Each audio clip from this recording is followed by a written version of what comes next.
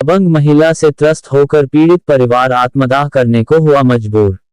पीड़ित परिवार को कई वर्षों से नहीं मिल पा रहा न्याय।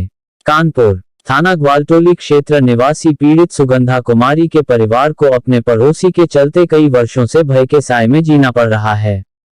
पीड़ित के मुताबिक दबंग महिला माया निषाद कब्जा करने की नीयत से पीड़ित परिवार को परेशान करती है, यहां तक कि पीड़ित परिवार को आए दिन फर्जी मुकदमों में फंसाने की बातें भी करती है।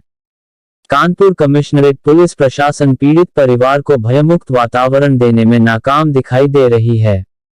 अब ऐसे में पीड़ित परिवार न्याय पाने के लिए कई वर्षों से न्यायालय के चक्कर लगा रहा है, लेकिन कहीं ना कहीं पीड़ित परिवार को अपनी जान का खतरा भी महसूस हो रहा है। पुलिस प्रशासन की तरफ से भी पीड़ित परिवार को किसी भी तरह का आश्वासन नहीं दिया जा रहा है। पीड़ित परिवार का कहना है कि मेरे मकान को कब्जा करने के लिए ये सब किया जा रहा है। ऐसे में न्यायालय का दरवाजा खटखटा रहा है पीड़ित परिवार, परंतु न्याय मिलता नजर नहीं आ रहा है।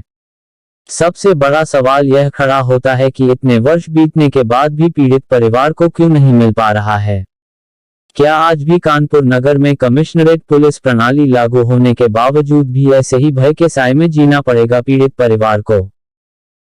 क्या नाम है आपका? सुगंधा कुमारी। क्या मामला था, किस वजह से आप आज हम लोग पास हैं? सर, मेरे बगल में एक माया नाम की औरत है, माया निशान, बहुत ज़्यादा परेशान करके रखे हुए हो, जबकि मेरा कोर्ट से चल रहा है।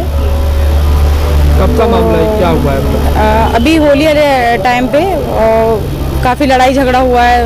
किस बात पे? वही मेरे मकान का केस चल रहा है, जबकि हमारा कोर्ट से चल रहा है। उसके बाद भी वो आए दिन लड़ाई झगड़ा गाली गलौज करती हैं।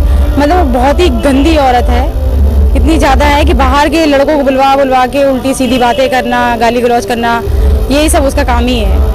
कितने टाइम से केस चल रहा है? ये मेरा चल रहा है वही 2011 से। अभी तक क्या उसमें कोई न्यायालय से पूरा नहीं।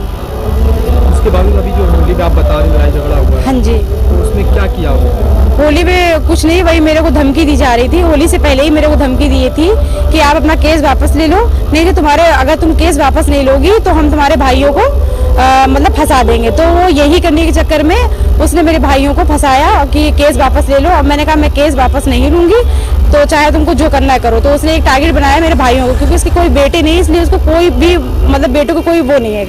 तो उसने मेरे भाइयों को फंसाया अपनी लड़कियों के साथ कि बलात्कार करने के जुर्म में उसको मेरे भाइयों को फंसा दिया उसने। तो मैं यही चाहती हूँ कि मतलब कुछ उस पर कार्रवाई की जाए। छेड़छाड़ जानकारी दी? पुलिस में जानकारी दी, अभी कोई सुनवाई नहीं हुई है मेरी। प्रशासन से आप क्या? मैं ये चाहती हूँ कि हमको मतलब करवाए, क्योंकि वो इतनी गंदी हरकतें करती है। भाइयों को लेके कभी धमकियाँ देती है, बाहर के आदमी बुलवाती है, बाहर के लड़कों को बुलवाती है कि मैं ये करवा दूंगी, मैं वो करवा दूंगी। जितनी जल्दी हो सके उतनी जल्दी केस वापस ले लो, वरना तुम्हारे भाइयों को तुम्हारे परिवार को छोड़ूंगी नहीं। मारने की धमकी भी देती है? हाँ जी, मारने की धमकी देती है। अगर नहीं लोगी तो जान से जाओगे। मामला कहाँ है ये अस्पताल घाट 11/6। थाना कौन सा लगता है? ग्वालटोली थाना, परमट चौकी। क्या नाम माता जी आपका? मीना देवी।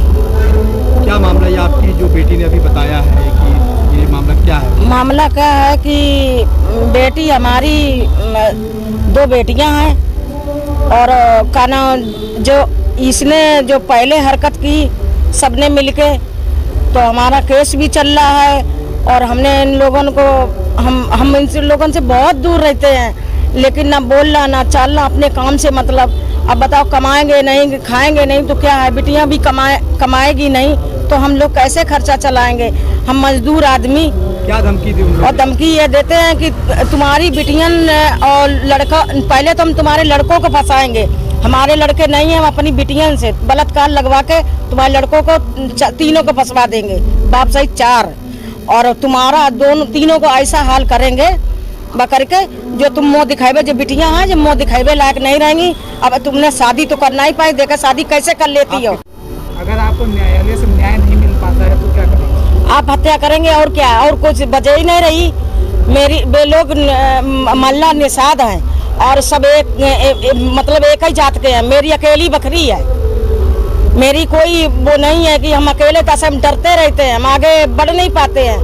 लड़का लिफ्टिंग में खेलता है, बाहर जाता है, खेलता है, हम उसकी इसलिए खिलाई पिलाई उसके पास खर्चा करते हैं उसके लिए, लेकिन हम नहीं कर पाते हैं इसके डर के मारे। और फिर भी बच्चों के ऊपर वो ये करती है। अब वो गंदी किस्म की है, लड़कों को उइच करके अपनी लड़कियां आगे करती है, इसमें उसकी जीत होती है और इसलिए हम लोग डरते हैं। हम कहाँ जाएं?